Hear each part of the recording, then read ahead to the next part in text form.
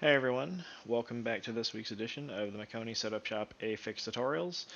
This week we're looking at what is arguably one of the better mile and a halves on this service, the Kansas Speedway, so strap in and let's get to it. Right off the hop, I just want to cover it real quickly. I do think you're going to be shifting within the first couple of laps, only going into turn 3, and I think a majority of that reasoning is because of the wind and the cold tires. The cold tires just doesn't have enough grip yet, and the wind is like right in your face, so it makes it harder to get on the corner by holding fifth gear. It's doable. I just think it's easier to downshift, and the range of the gear is good enough to where you're not going to over rev and spin yourself out. I think it's a good tool. I also want to point out this second lap here I did as like a mock qualifying lap. This is what I think the best qualifying line is. Obviously, you want to try to get down a little bit closer to the line, but the amount of speed that you carry off the top in 1 and 2, huge time difference down the back straightaway. And then the same thing going into 3, I still downshift into 4th going into 3. I run the whole corner through 4th gear, and then I'm not shifting till the start finish line.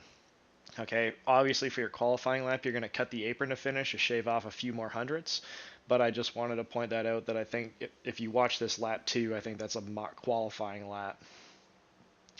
At this point, I'm no longer shifting. I'm in 5th gear the rest of the way. The tires have enough heat. Again, for turn 3, obviously being in traffic, you're going to want to back up a little bit sooner just because of how tight the car is getting into that corner. The middle, I still find that it's not as good as the bottom or the top. It's still valuable. You can run it if you're trying to keep clean air on the nose, but it's not a recommended race line, I don't think. It's not something that you want to be running when you're by yourself or just kind of pacing yourself, right? The bottom, I think, is still fantastic for saving tires, and it's still fast, relatively fast, but the top, obviously, the top all the way around here is what makes this place so much fun. And you'll see the lap times that I run will dictate that. Turn 1 has a lot more grip because the wind is kind of behind you, so the car feels a little freer. It turns naturally, whereas 3 and 4, it's a little tight. So because it's tight, I like to enter just a little bit shallower when I run the top.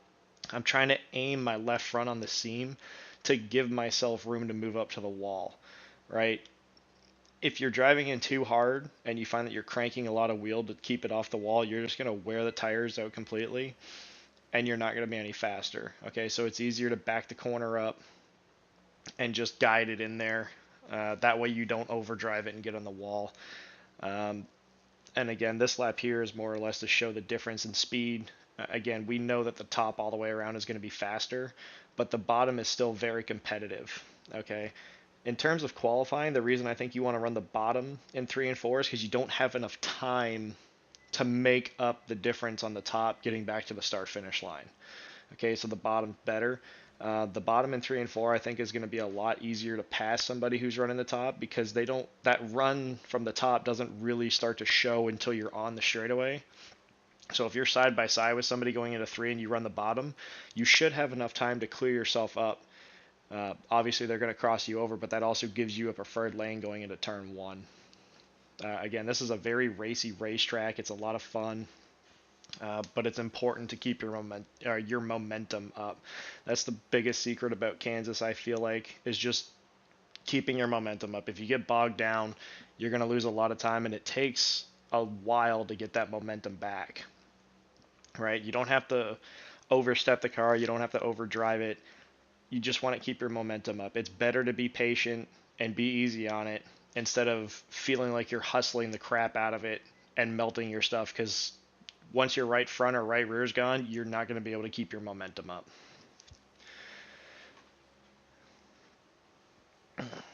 Again, the bottom, I think, is the best way to save your tires. So earlier in the run, I do think that's probably where you're going to want to be if you can help it.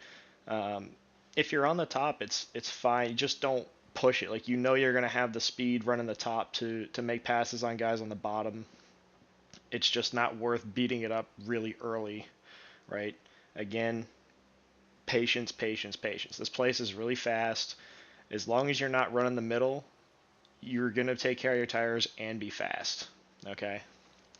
Uh, After this lap here, we'll go to the in car. We're going to do an extra lap because I want to show you guys all 3 lanes, and then lap 10 is what I still think is the fastest way around. So like if it's the end of the race and you're trying to make the most speed possible, I still think like qualifying the top in 1 and 2, bottom in 3 and 4, except at this point in the run you're not shifting. Everything's in 5th gear.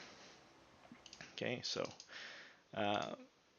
try to give you guys a few reference points. Again, there's not much. This sign here going into 1 that we just passed, I think is a good spot for everybody to use to lift, whether it's top or bottom. If you're going to run the bottom, try lifting a little bit sooner if you're not comfortable driving in that far.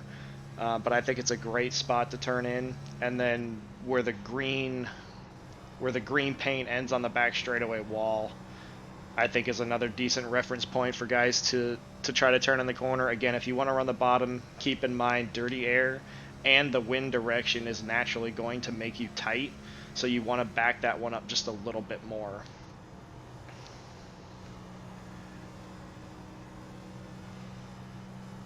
Yeah, and you can see how much on throttle time we have in the middle. It's just, the middle is a great lane if you're in traffic and everybody's running the top and bottom, right? Because the dirty air is going to check them up. If you can keep clean air on the nose, that's what you're going for here, and that's pretty much all the middle is good for.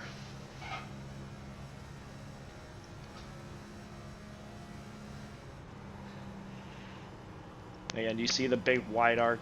You're trying to keep your momentum up, so when you're running the bottom, you don't typically want to enter this place shallow.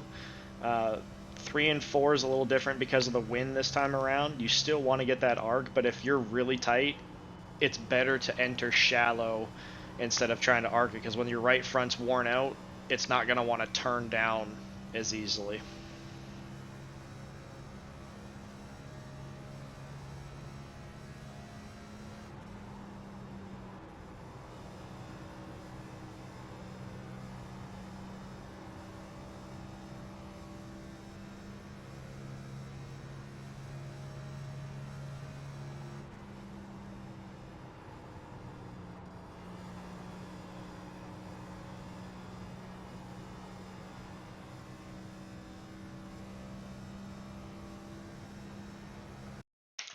Okay, guys, a couple things to point out again real quick.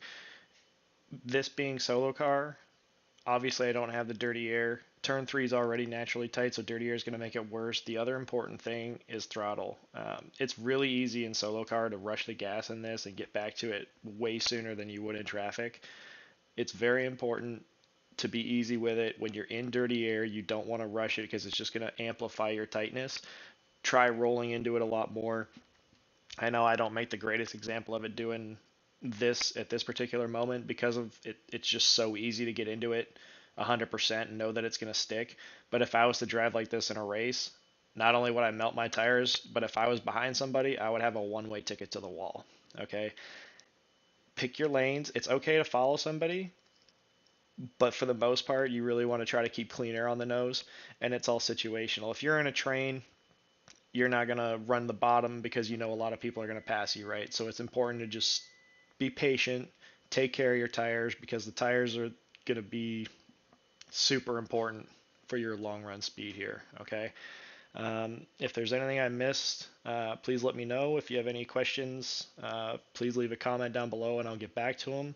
If you find that this video was helpful, as always, please consider leaving a like. And lastly, if you're not already subscribed, make sure you subscribe to the Maconi YouTube page so that you can see these videos every Monday once they're uploaded. All right, guys, best of luck this week, and we'll see you on the track.